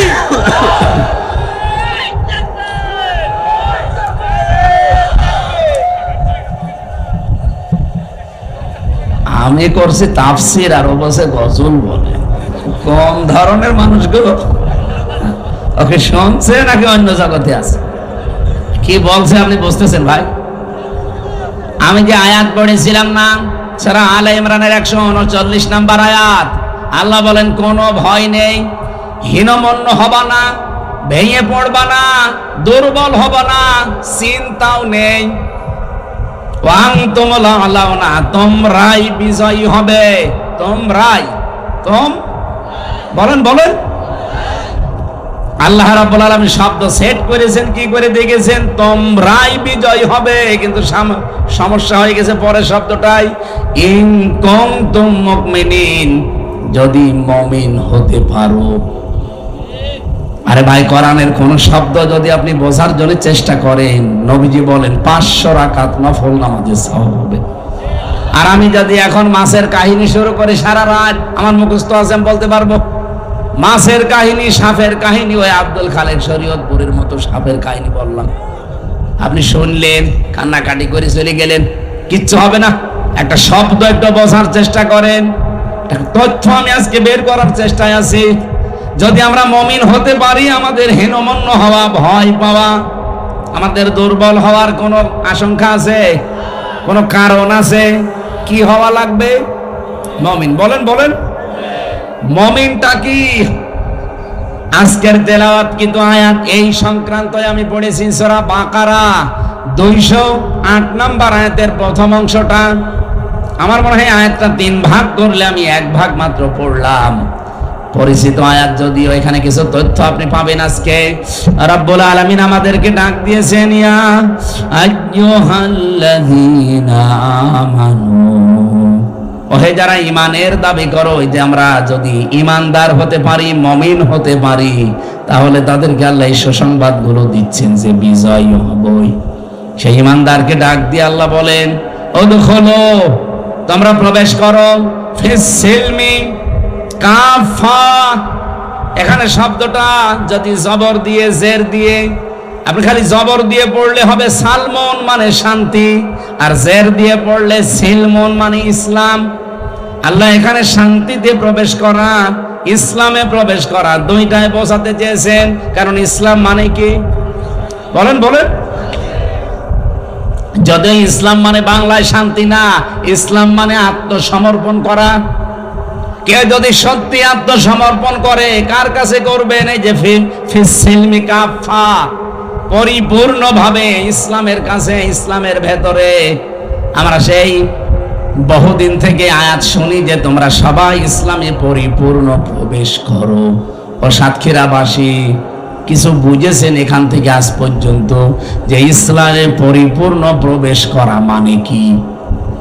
কি ইসলামে যে পরিপূর্ণ আল্লাহ প্রবেশ করতে বললেন, এটা কি একটা ঘরের মতো যে আমি প্রবেশ করে দরজা লাগিয়ে দিলাম হয়ে গেল? না। ইসলামে যদি কেউ পরিপূর্ণভাবে প্রবেশ করতে চায়, তার পুরা জীবনে 5টা জিনিস থাকা লাগবে।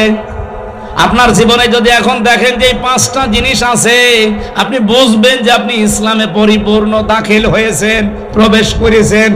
আর ইসলামে পরিপূর্ণ প্রবেশ করলে তার পুরস্কার ওই যে ওইগুলো দেখলেন, বিজয় আল্লাহ আপনাকে দেবে। সুতরাং সামনে যদি আমরা বিজয়ী হতে চাই, এদেশে যদি কোরআনের এই আইনগুলো চালু করে আমাদের ভাগ্য সুপ্রসন্ন করতে চাই, কয়টা জিনিস এখন থেকে মানা লাগবে? আরো জোরে আরেকবার বলেন, বলেন জোরে। এবার একটা একটা করে আমি বলছি, মিলাবেন। 1 নাম্বার, আপনাকে আত্মসমর্পণ করা লাগবে। এখন আত্মসমর্পণ করবেন কার কাছে? না না, আমাদের জাতির পিতা হযরত ইব্রাহিম, তিনি আত্মসমর্পণ করেছিলেন এবং তার সন্তান, বিশেষ করে তার যে সন্তানগুলো ছিল তাদেরকে, এবং ইয়াকুব নবী তাদের নিজের সন্তানদেরকে মৃত্যুর আগে, ইন্তেকালের আগে ডাক দিয়ে বলেছিলেন, ইয়া বুনাইয়া ইন্নাল্লাহা আস্তাফা লাকুমুদ্দিন ফালা তামুতুন্না ইল্লা ওয়া আনতুম মুসলিমুন। বলেন আল্লাহু আকবার। এটা সূরা বাকারার 131 নাম্বার 32 নাম্বার আয়াতে আছে, মাঝের অংশে পাবেন। আল্লাহ পাক বলেন, হযরত ইব্রাহিম এবং ইয়াকুব, এই দুইজন নবী তার ইন্তেকালের আগে সন্তানদেরকে ডাক দিয়ে বললেন, আমার কলিজার টুকরা সন্তানেরা, অবশ্যই আল্লাহ মনোনীত করেছেন তোমাদের জন্য একটা দিনকে। কি দিন? মানে রাতের পরে যেটা আসবে ওই দিন। বলেন বলেন। তোমাদের জন্য আল্লাহ মনোনীত করেছেন দিনকে। এই দিন যদি তোমরা সত্যি আনুগত্য স্বীকার করে মেনে নিতে পারো, দিনটা কি? আমরা সবাই মনে করি দিন মানে ইসলাম। আরে ভাই, শুধু দিন মানে ইসলাম না। এই কোরআনের ভেতরে আল্লাহ রাব্বুল আলামিন 500 আইন দিয়েছেন। কত? আপনি নিজের বিবেক দিয়ে বলেন তো, কবরে যাবার পরে যখন দ্বিতীয় প্রশ্ন ফেরেশতারা করবে, মা দীনুকা, তোমার দিন কি? আপনি যদি বলেন দিন ও নাল ইসলাম, আমার দিন ইসলাম, ফেরেশতারা অত সহজে মেনে নেবে জীবনও না। কারণ দিন মানে কি ফেরেশতারা ভালোভাবে জানে। দিন মানে আমরা অনেকেই যদি না বুঝি, ফেরাউন দিন মানে বুঝেছিল। ফেরাউন বলেছিল আকতুল মূসা ওয়াদারুনি আকতুল মূসা ওয়ালিয়াদউ রাব্বা ইন্নী আখাফু আইয়ুবাদদিলা দীনাকুম আও আইয়ুযহিরা ফিল আরদিল ফাসাদ। সূরা মুমিন 26 নম্বর আয়াতে ফেরাউন বলেছিল, আমারে ছেড়ে দাও, আমি মূসাকে হত্যা করব। এখান থেকে একটা প্রশ্ন জাগে, ফেরাউনের কি লোক লস্কর, সেনাবাহিনী, প্রশাসন ছিল না? বলেন না কেন? এত কিছু থাকার পরে সে কেন বলল যে আমারে ছেড়ে দাও, আমি হত্যা করব মূসাকে, আকতুল, আমি হত্যা করব? আমি তাফসীরের ভেতরে পড়েছি, ফেরাউন ছিল স্বৈরাচার। কি? আরো জোরে বলেন, বলেন বলেন। পৃথিবীতে যারা শুধু ফেরাউন না, যারাই স্বৈরাচার হবে, তারা কয়েকটা কাজ নিজের হাতে করে করতে চায়। তাদের বিরোধী যাকেই পায় সে নিজে হত্যা করতে চায়। আপনি দেখেছেন মেজর বজলুল হুদা, হাসিনা আমি শুনলাম তার নিজের হাতে জবাই করেছে, ভিডিও এখনো পর্যন্ত আছে। পৃথিবীতে যারা ফ্যাসিস্ট হয়, যারা স্বৈরাচার হয়, তাদের কয়েকটা গুণ আল্লাহ দিয়েছেন। ফেরাউনের যেমন ছিল, ওর এত লোক লস্কর, এত প্রশাসন থাকার পরও বলে যে মূসাকে তোমরা মেরে ফেলো না, বলেছে নিয়ে আসো, আমি হত্যা করব। এদের ভেতরে আল্লাহ এটা তৈরি করে দেয়। যখন মানুষ ফ্যাসিস্ট হয়ে যায়, স্বৈরাচার হয়ে যায়, সীমা লঙ্ঘন করে, তখন আল্লাহ পাক তাকে অপমানজনক শাস্তি দেওয়ার জন্য এই কাজগুলো করার সুযোগ করে দেয়। তামাম দুনিয়া তখন তাকে ঘৃণা করে। এই তথ্যটা আছে সূরা আলে ইমরানের, ইন্নামা নুমলি লাহুম লিয়াজদাদু ইসমা ওয়া লাহুম আযাবুম মুহিন। অবশ্যই ওদের পাপের বোঝা যখন পরিপূর্ণ হয়ে যায়, তখন আমি আল্লাহ ওই লোকটাকে অপমানজনক শাস্তির ভেতরে ফেলে দেই। নয়তো কোন কারণে বলেন নিজে বুকের উপরে পা দিয়ে নিজে জবাই করতে যাবে বলেন? আর লোক ছিল না দেশে? প্রশাসন তার নিজের, বিচার ব্যবস্থা তার নিজের, সব গোয়েন্দা তার নিজের, দলীয় তার নিজের। ও বলতে পারতো না যে ওরে তোমরা মেরে ফেলো? ও নিজে জবাই করেছে। এটা ফেরাউনের স্বভাব, স্বৈরাচার যারা তাদের স্বভাব। এটা তো আমি বানাচ্ছি না, আমি বানালে আলেমরা ছেড়ে দিত আমারে। 2 নম্বরেও বলেছিল আমি কেন মূসাকে হত্যা করব জানো? কারণ আমি আশঙ্কা করছি আমার দেশে যে আইন কানুন চলে, এই আইন কানুন মূসা পাল্টিয়ে ফেলবে। এই বাংলাদেশে যারা আল্লাহর আইন প্রতিষ্ঠা করতে চায়, মানুষের তৈরি করা আইন বাদ দিয়ে, জালেমদের টার্গেট শুধুই তারা। এই জন্য দেশে আল্লাহর আইন যারা কায়েম করতে চাইতো, তাদের 11 জনকে ফাঁসি দিয়েছে। এই কথা বলেন না কেন? 5 জনকে তো সরাসরি, আর 6 জন আল্লামা দেলাওয়ার হোসেন সাইদি সারা জীবন বলতো আমরা আল্লাহর আইন চাই, তাকেও মৃত্যুর দিকে ঠেলে দিল। দেখেন অন্য যারা আছে তাদের কিন্তু জালেমরা টার্গেট করে না। কত মানুষ এই তাহিরির মতো কত ডাক দিচ্ছে, তাহিরি ওনাকে ফিলিস্তিনের পক্ষে ডাক দিয়েছে। ওর মতো শয়তান যদি ফিলিস্তিনের পক্ষে ডাক দেয়, শয়তান তো বসে বসে আসবে যে ও আমার চাইতে বড় শয়তান, এত শিরিক বাংলাদেশে কেউ করে না। কথা বলুন। কেল্লা বাবা, ফতে বাবা, শাহ আলী বাবা, দয়াল বাবা, আর ওই শয়তান নাকি সাতক্ষীরা জেলায় আসে। এত বড় শয়তান এই জেলায় ঢোকে কি করে? সোচ্চার হবেন যারা প্রকাশ্য শিরিক করেছে, যে মানুষগুলো প্রকাশ্য ইসলামী আন্দোলনের বিরুদ্ধে অবস্থান নিয়ে হাসিনার পক্ষে একেবারে সরাসরি ভোট চেয়েছে। আপনি দেখেন ওবায়দুল মুক্তাদির ব্রাহ্মণবাড়িয়ায় শয়তানের পক্ষে তাহিরি ভোট চাচ্ছে। এত বড় ভিডিও ফুটেজ থাকার পরে সে জেলায় ঢুকবে মানে ও তো বাংলাদেশে থাকা ঠিক না, ও অত কাওয়া কাকর মতো পালানো দরকার ছিল। এই কথা বলে না কেন? আর ফিলিস্তিনের পক্ষে এখন ডাক দিচ্ছে না, এগুলো সব ষড়যন্ত্র।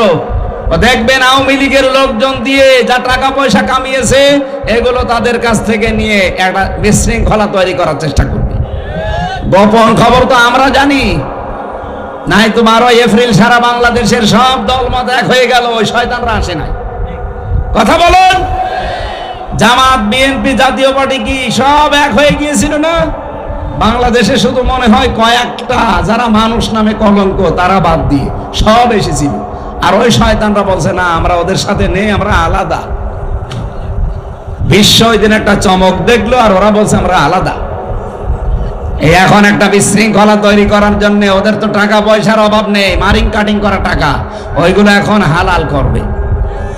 সেদিন সিলেটে 12 জনকে ওরা 3 কোটি টাকা দিয়েছিল, 3 কোটি। বলেছিল দেশে একটা বিশৃঙ্খলা তৈরি করো, জামাত ইসলামের বিরুদ্ধে ফতোয়া দাও। ধরেছে প্রশাসন, পিটিয়েছে। একজন বলছে আমারে পিটাবেন না, আমি সব বলে দিচ্ছি। কি 3 কোটি টাকা আমাদেরকে দিয়েছে আওয়ামী লীগরা, বলেছে জামাতের বিরুদ্ধে কথা বলবা। আমরা তো টাকা হালাল করার জন্য ফতোয়া দিচ্ছিলাম। এই চলছে সামনে। আমার মনে হয় এরাও দুর্বিসন্ধি আছে, এরাও কিছু খেয়েছে বা পেয়েছে। এই 12 তারিখে গেলেন না হঠাৎ এখন আপনাদের সাগাম দিচ্ছে মানে? এই কথা বলেন না কেন? এর ভেতরে কোনো দুর্বিসন্ধি নেই? যারা আল্লাহর জমিনে আল্লাহর দিন কায়েম হোক এটা চায় না, বাতিলরা তাদের টার্গেট করে না, কারণ জানে যে এরা আমাদের যে কোনো কায়দায় বন্ধু। কিন্তু যারা চেয়েছিল, দেখেন ফেরাউন বলেছিল আইয়ো বাদ দিলা দীনাকুম, আমার মনে হচ্ছে মুসা আমার রাষ্ট্রের ব্যবস্থা সব পাল্টিয়ে দেবে। এখানে দিন মানে রাষ্ট্রীয় বিধান।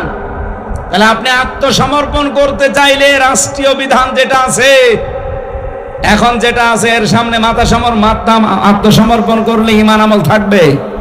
এই জায়গায় আল্লাহর এই দিন নিয়ে যাওয়া লাগবে। ইব্রাহিম নবী, ইয়াকুব নবী তাদের সন্তানদেরকে এটা বলেছিলেন। আমরা কি নবীদের সন্তান না? বলেন না কেন? আমাদের জাতির পিতার নাম কি? বঙ্গবন্ধু। কে? আরো জোরে বলেন।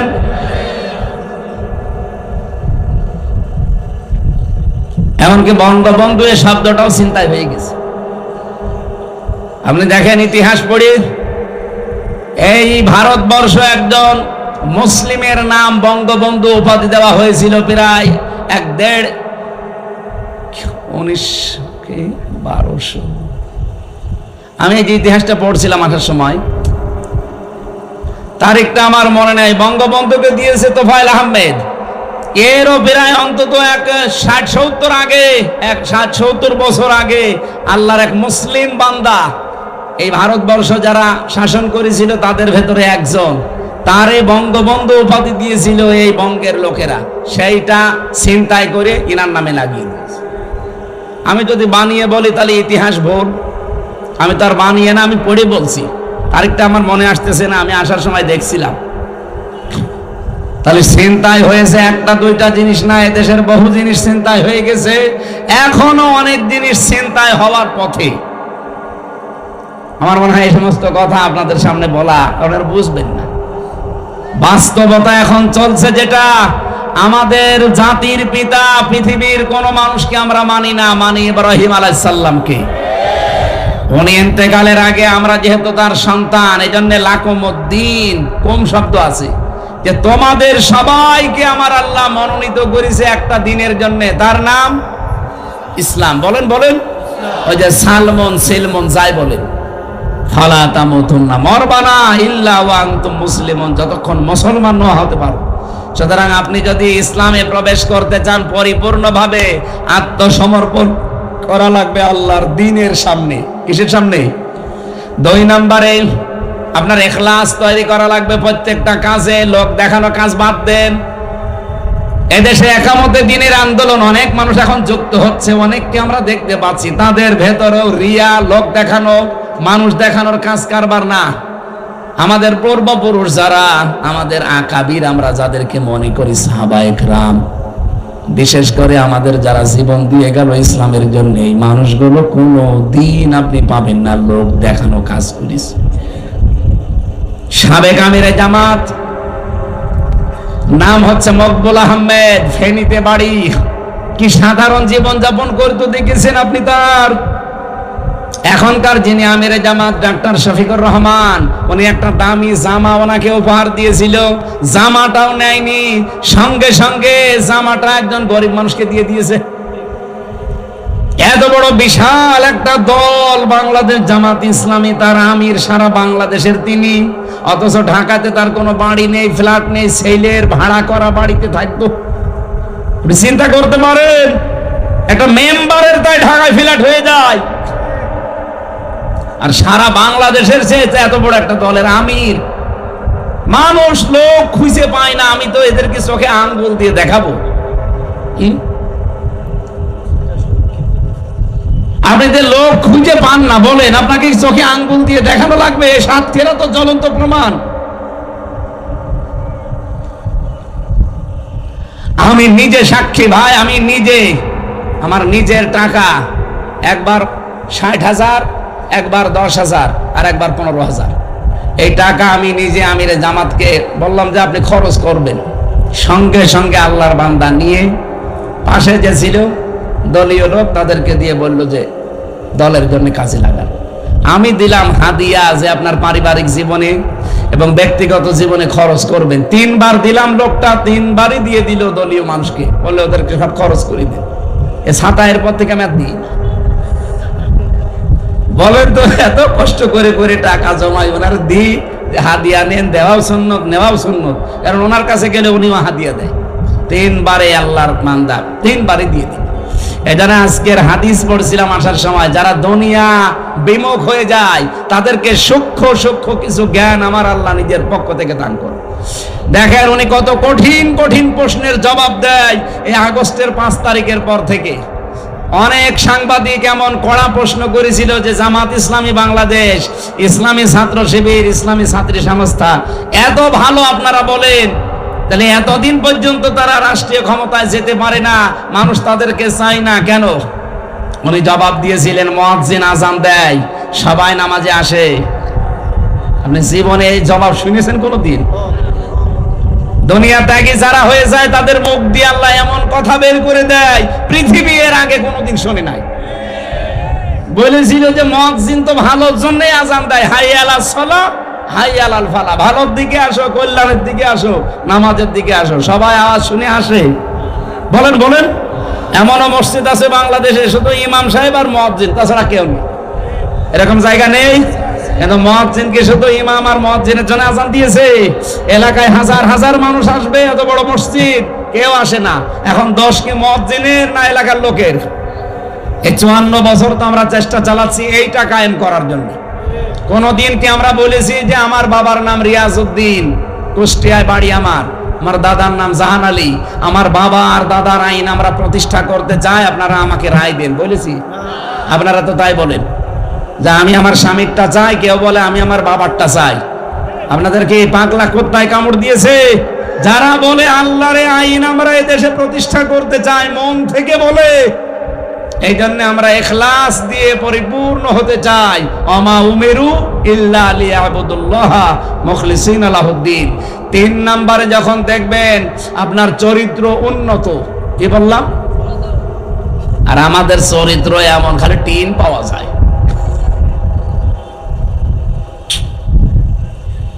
কত মানুষের বাড়ির নিচে, খাটের নিচে তেল পাওয়া যায়, ফ্রিজের ভেতরে টাকা পাওয়া যায়, বালিশের ভেতরে টাকা পাওয়া যায়। কথা বলছেন এখানে? ওকে চরিত্র আছে। কাবি খার টাকাও ছাড়ে না, এমনকি অবিখা ওয়াজের বিনিময়ে খাদ্য সেটাও ছাড়ে না। না, চরিত্র উন্নত করা লাগবে। এখানে প্রায় 99টা পয়েন্ট লিখেছিলাম আমি, যে উন্নত চরিত্র কেমন ভাবে গঠন করা লাগে। আল্লাহ রাব্বুল আলামিন সূরা হাদীদের 25 নম্বর আয়াতের ব্যাখ্যায় আছে। আমার অনেক রাত হয়ে গেছে, এত রাত কিন্তু কথা বলা ঠিক না। সামনে তাহাজ্জুদের নামাজ, ফজরের নামাজ, এবার কর্মজীবন আছে আপনাদের। আমি আর পয়েন্টটা শেষ করব, বাকিগুলো 4 নম্বরে আপনার আকীদা বিশুদ্ধ হওয়া লাগবে। এইটা সাতক্ষীরা জেলায় আছে, কিন্তু অন্যান্য জেলায় আমরা পাই না। বহু জেলায় যে দেখি আল্লাহ যেটা পারে ওইটা অন্য কেউ পারে, এই বিশ্বাস তারা করে। এই যে মেয়েরা যারা এসেছেন আজ, অনেক মহিলাদের সন্তানাদি না হলে, অসুখ বিসুখ যদি সারতে না চায়, একটু বেশি বেশি হয়, তখন সব বাদ দেয়, আল্লাহর উপরও ভরসা ছেড়ে দেয়। যত ভরসা সব বাবার উপরে, পীরের উপরে, আর এই নলতার উপরে। এই কথা বলছে না কেন? আল্লাহর ওলি শুয়ে আছে, ওখানে যায়। আরে ভাই, যে কবরে আছে সে তো অসহায়, আপনি তার কাছে গিয়ে কি পাবেন? আপনার যদি কিছু পাওয়ার থাকে, তাহলে আপনার জীবনের নেক কাজের ওসিলা দিয়ে আল্লাহকে বলেন। কথা বলেন না কেন? সেদিন বগুড়াতে একজন এসেছিল একটা আপেল নিয়ে, আমার বলছে, হুজুর আপেলটা পড়ে দেন। আমি সূরা ফাতিহা পড়ে ফু দিলাম। আমার কানের কাছে মুখ নিয়ে বলছে, এমন ভাবে আপেল পড়বেন যেন ছেলে হয়। আপেল দিলাম, ফেলি। আপেল কই? বলে ফেলে দিয়েছি। কেন?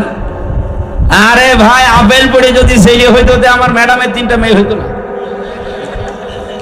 আমার ম্যাডামের 3টা মেয়ে পর পর যদি আপেল পড়ে দিয়ে ছেলে হইতো, আমি ওরে খালি আপেল খাওয়াতাম। কত বড় বিশ্বাস যে আপেল পড়ে নাকি ছেলে হয়। তা আমরা কি করছি?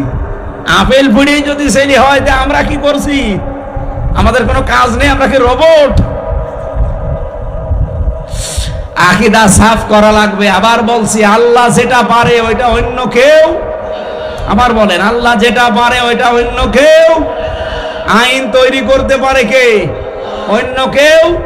যদি অন্য কেউ পারে বিশ্বাস আপনি করেন, আপনি শিরিক করলেন। আর শিরিক করলে সে কি? মুশরিক। বলেন বলেন। মুশরিকের জন্য জান্নাত হারাম, জাহান্নাম ওয়াজিব। মেয়েরা যারা এসেছেন, আকীদা সাফ করে রাখবেন। আপনার 10 বছর বিয়ের পরে ছেলে হয়নি, আপনি পাগল হয়ে গেছেন। একটা রোগ হয়ে 2-3 বছরে ভালো হয় না, পাগল হয়ে যান। হযরত আইয়ুব আলাইহিস সালাম 18 বছর পর্যন্ত রোগে ভুগেছেন, কোনদিন কোন বাবার কাছে চেয়েছেন? আমাদের জাতির পিতা ইব্রাহিম 86 বছর পর্যন্ত সন্তান হয়নি, কোনদিন কোন মাজারে যায়নি। বলেন বলেন। আমি এই যে সৃষ্টি জগতের সূচনা নিয়ে কিভাবে আল্লাহ তৈরি করেছিলেন মানুষকে, বিশ্বনবীকে, নূরের তৈরি, মাটির তৈরি, যে কথাগুলো মানুষ বলে, আমি এরকম সংক্রান্ত কিছু কথা নিয়ে কোরআন হাদিস থেকে মেয়েদের এই যে পারিবারিক জীবনে যে অশান্তি, এই অশান্তির দূর করার জন্য দাম্পত্য জীবনের কলহ এবং তার সমাধান, এরকম কয়েকটা বই জেলখানায় আমি লিখেছিলাম, পরে এসে পাবলিশ করেছি। এটা এসেছেন? এটা এই সাদা গাড়িতে আছে মনে হয়, এই সাদা গাড়ি আমার। এখানে আপনারা জামসরা নিয়ে যাবেন, ওই সৃষ্টি জগৎ নিয়ে ওই বইটা, অনেক তথ্য দেওয়া।